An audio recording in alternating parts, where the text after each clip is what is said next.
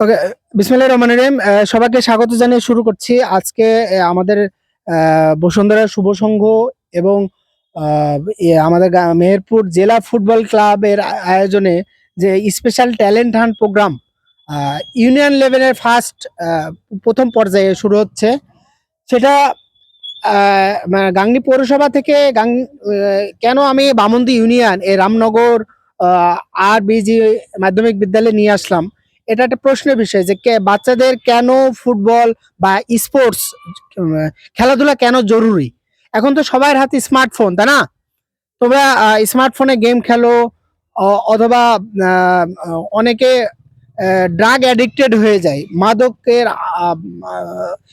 মানে মাদকটাকে কি বলে এটাকে, ওরা অ্যাডিক্টেড হওয়া, তাই না? আসক্ত হওয়া। এইটা না হয়ে আমি চাচ্ছি বা আমরা চাচ্ছি যে ওরা মাঠে ফিরে আসুক, ফুটবল খেলুক, ভলিবল খেলুক বা ক্রিকেট খেলুক। সামনে তো কিছুদিন পরে বিশ্বকাপ ফুটবল, তাই না? বিশ্বকাপ ফুটবলে একটা ক্রেজিনেস কাজ করে যে আর্জেন্টিনা ব্রাজিল এই ভাগ করে। তো আমি চাচ্ছিলাম বা চাচ্ছি এখনো যে আমাদের সবুজ ভাইয়ের আহ, যে একটা সোশ্যাল অর্গানাইজেশন, উনি সুন্দরভাবে মাস্টারবাড়ি কোচিং সেন্টার পরিচালনা করেন এবং রামনগর হাই স্কুলে ওনার অনেক বড় একটা আহ, মানে বড় একটা এটাকে কি বলে, ডমিনেটিং পাওয়ার, অর্গানাইজিং পাওয়ার, যে উনি এই রামনগরটাকে আদর্শ গ্রাম হিসাবে পরিচালনা করতে চায় বা দেখতে চায়। সেটা এডুকেশনালি, স্পোর্টসলি, কালচারালি হতে পারে, খেলাধুলার ক্ষেত্রে, সাংস্কৃতিক ক্ষেত্রে, পড়াশোনার ক্ষেত্রে। এখন আমাদেরকে এক্সট্রা কারিকুলাম অ্যাক্টিভিটিসের দিকে যাইতে হবে যে কেন পড়াশোনার পাশাপাশি খেলাধুলা জরুরি, কেন কুইজ জরুরি, ছবি অঙ্কন জরুরি, সেগুলো। তো আমি আমার এই বক্তব্য ছিল যে গতকালকে এই স্পেশাল ট্যালেন্ট হান্ট প্রোগ্রামে প্রায় 50-এর উপরে ফর্ম তাদের দেওয়া হয়েছে, রেজিস্ট্রেশন। ওরা রেজিস্ট্রেশন ফর্ম ওদেরকে দিছিলাম। তো আজকে দেখলাম যে একজন জাস্ট জয়েন জমা দিছে। মানে এখানে ফাইন্যান্সিয়াল ক্রাইসিস কিনা আমার জানা নাই, যে 200 টাকা রেজিস্ট্রেশন ফিস দিতে হবে, এইটা একটা ফ্যামিলি দিতে পারবে না। এটা আমার কাছে খুব অড লাগলো। বা এমনও হতে পারে যে ফাইন্যান্সিয়াল ক্রাইসিস, 200 টাকা ঈদের আগে, কোরবানির ঈদের আগে এটা দিতে পারলো না, যার কারণে ছেলেপিলে আসে নাই। গতকালকে প্রায় 60 জন ছেলে ছিল, আজকে এখানে প্রায় 20 জন ছেলেপিলে হচ্ছে না। এটা দেখে এটা খারাপ লাগলো। তো ওভারঅল এটা খারাপ লাগা না লাগা সেটা বড় বিষয় নয়। আমাদের মেহেরপুর জেলা ফুটবল ক্লাব এর সৌজন্যে এবং বসুন্ধরা শুভ সংঘ গাংনী উপজেলা শাখার সৌজন্যে আমরা ফুটবল বিতরণ করব। একটা টিম অন্তত কন্টিনিউ চালু থাকুক, যেটা সবুজ ভাইয়ের পরিচালনায় থাকবে।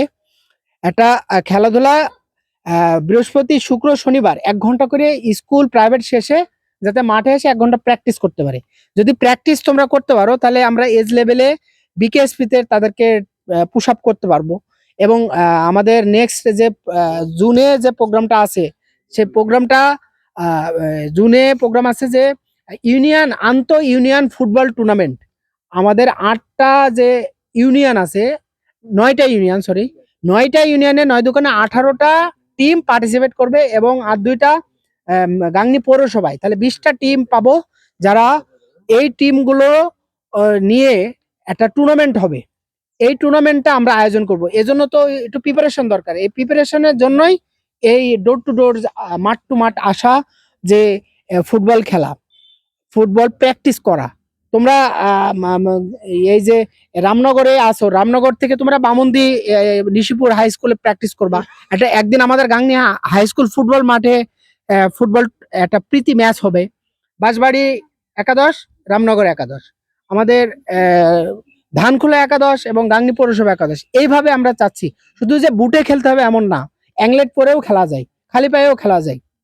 তো এই হচ্ছে আমার প্রাথমিক বক্তব্য। আমি আমাদের সাথে গুণীজন কিছু আছেন, আমাদের কুষ্টিয়া গভর্নমেন্ট কলেজের মেধাবী শিক্ষার্থী শামীম রেজা, আমাদের বসুন্ধরা শুভ সংঘের ভারপ্রাপ্ত সাধারণ সম্পাদক ফাহাদ হোসেন শিহাব আছে, মাস্টারবাড়ি কোচিং সেন্টারের পরিচালক আমাদের সমুজ খান আছেন, আরো অত্র এলাকার গুণীজন আমাদের পাশে আছেন, পলিটিক্যাল পার্সন আছেন।